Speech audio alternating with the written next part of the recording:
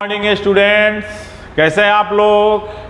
चलिए बहुत अच्छे। मैं भी बहुत अच्छा हूँ तुम्हारे ही तरह। ठीक है, तो हम लोग पिछले वीडियो में देखे थे 11th क्लास बिहार बोर्ड के जो 11th के एग्ज़ाम जो मंथली होते हैं या तुम्हारा फाइनल एग्ज़ाम होंगे, तो उसके लिए मैंने कुछ क्वेश्चन का संग्रह किया है और उसी को डिस्कस करने तुम लोग के सामने आया हूँ, ताकि तुम्हारे जो भी एग्ज़ाम तुम दो 11th क्लास का बिहार बोर्ड के विद्यार्थी खास करके, ऐसे सारे बोर्ड में ये काम आएगा, लिटरेचर छोड़ करके केवल लिटरेचर चेंज होगा, ग्रामर वही रहेगा।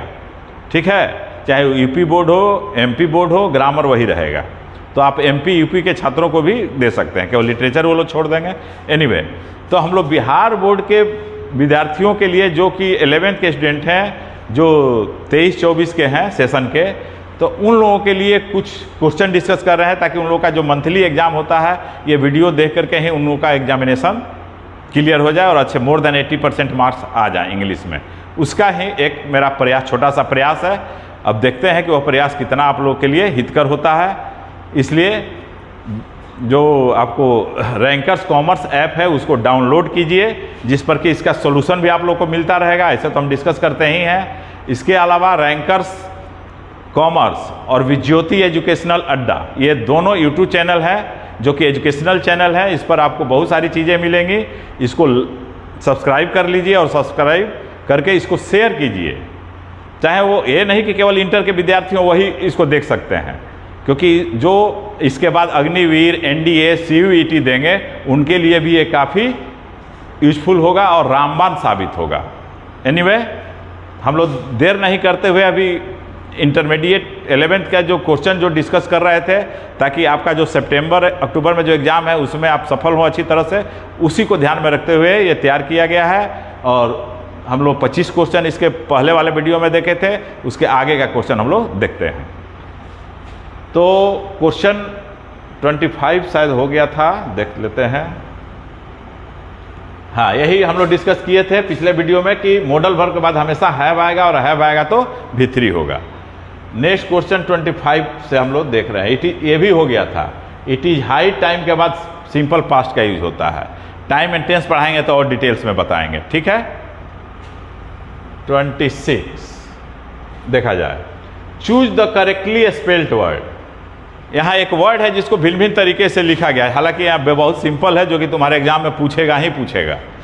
जैसे क्लाउड्स, क्लाउड्स, तो देखो यहाँ क्लाउड किसका स्पेलिंग सही है? सी, आंसर सी होगा।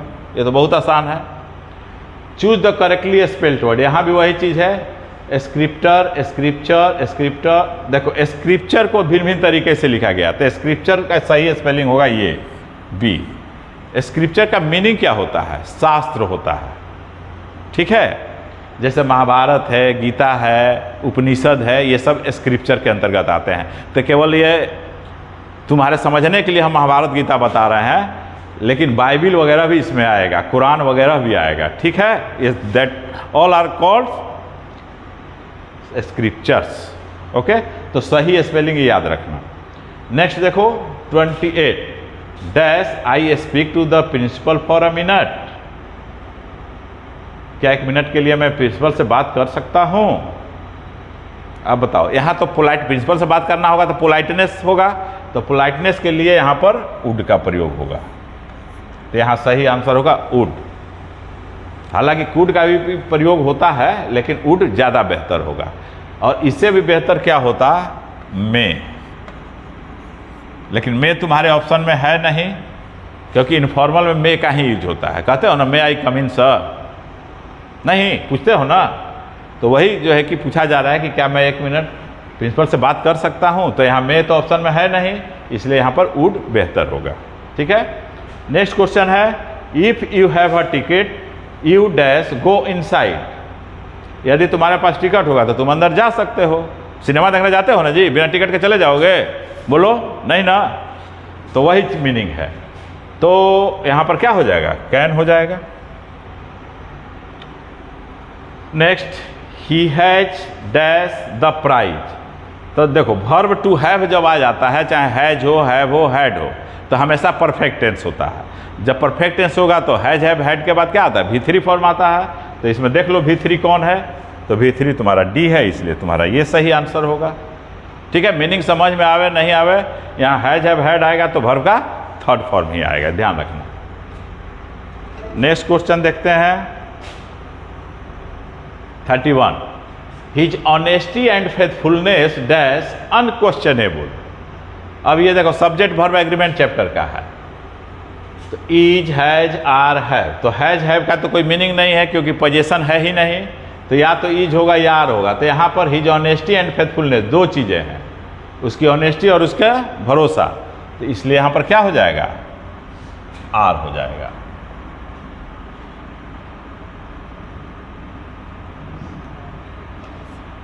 आर हो जाएगा।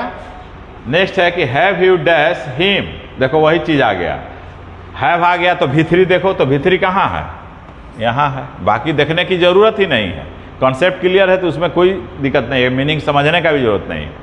नेक्स्ट देखो जॉन और मैरी, ये भी सब्जेक्ट वर्ब एग्रीमेंट का है, जब और से दो सब्जेक्ट जुड़ता है तो वर्ब नियरेस्ट सब्जेक्ट के अनुसार होता है, तो मैरी एक सिंगुलर हो गया और गॉन है V3 है, तो क्या हो जाएगा, हैज हो जाएगा। ठीक है, कोई दिक्कत इसमें नहीं। तो जब दिक्कत नहीं है तो हंसो नहीं, इसको लाइक करो, शेयर करो और सब्सक्राइब करो और कराओ। सब्सक्राइब तो किए ही हो, इसको ज़्यादा से ज़्यादा शेयर करो, और लाइक जितना अधिक आएगा उतना ही अधिक वीडियो हम डालेंगे तुम लोगों के लिए, ध्यान रखना। ठीक है, तो जल्दी जल्दी खटाखट एकदम लाइक करते जाओ।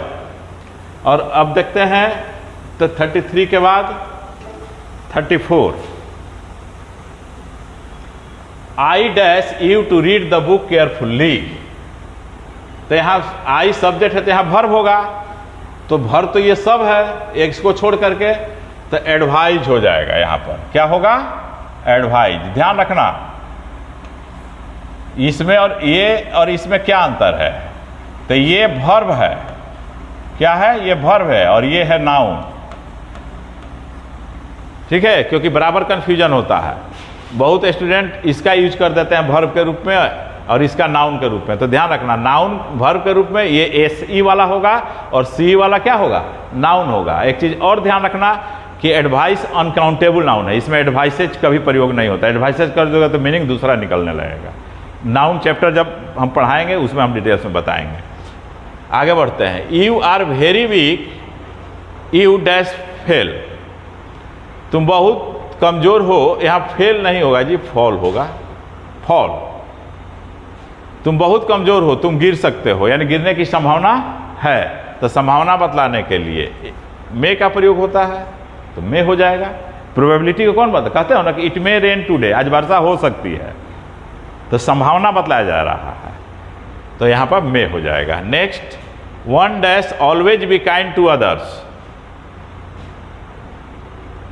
मोरल ड्यूटी बतला रहा है, तो ड्यूटी और मोरल ड्यूटी के लिए शुड का प्रयोग होगा, तो one should always be kind to others. ठीक है ना, दूसरे के प्रति क्या होना चाहिए, दयालुता का भाव रखना चाहिए, ना दयालु होना चाहिए। Next, work hard लेस्ट you dash fail, तो यहां भी शुड हो जाएगा। देखो ये सब मॉडल है, यानी मॉडल से ज्यादा क्वेश्चन पूछा जा रहा है, इसलिए मॉडल वर्ब्स को डिटेल्स में पढ़ो और उसको उस पर पकड़ बनाने की कोशिश करो, क्योंकि लिस्ट के बाद जब आएगा वर्ब तो वह शुड ही आएगा, ध्यान रखना। He is vexed dash his neighbour, तो वेक्स्ड के साथ प्रीपोजिशन विथ आता है, इसलिए वेक्स्ड विथ हो जाएगा।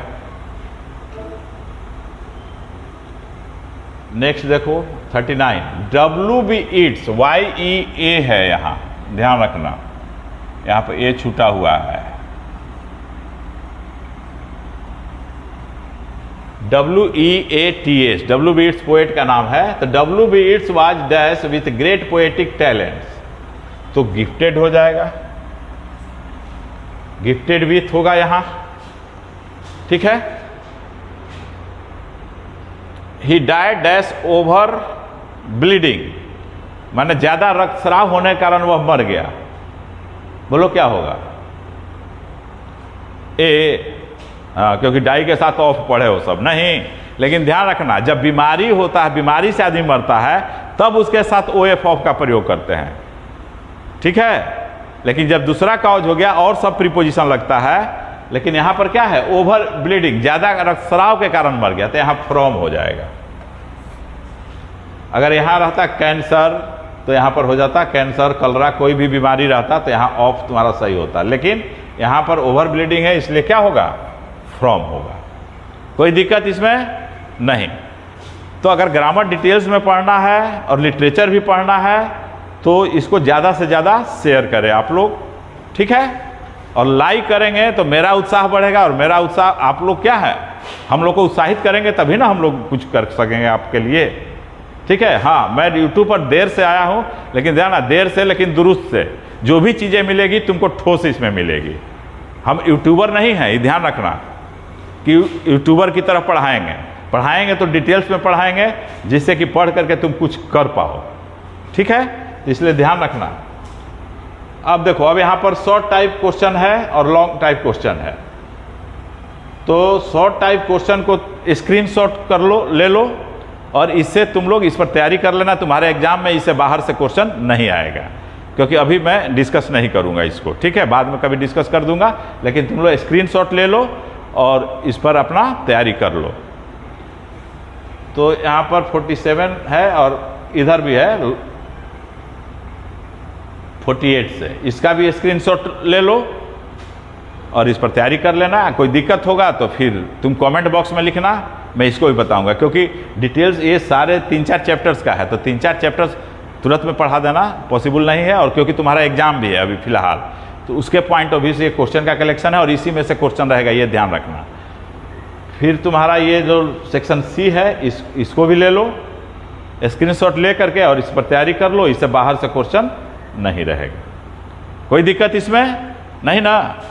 हाँ, तो अगर कोई चीज़ दूसरा चीज़ चाहते हो कि हाँ इसको लिटरेचर को मैं डिटेल्स में बताऊं, तो तुम लोग कमेंट बॉक्स में ज़रूर उसको लिखना। ऐसे रैंकर्स कॉमर्स ऐप को डाउनलोड कर लोगे तो उस पर इसका लिंक दिया जाएगा, जिसमें कि इसका सॉल्यूशन रहेगा, उससे तुम डाउनलोड करके पढ़ सकते हो, ठीक है। बाकी सब तो हम पढ़ाएंगे ही। Okay, that's all today.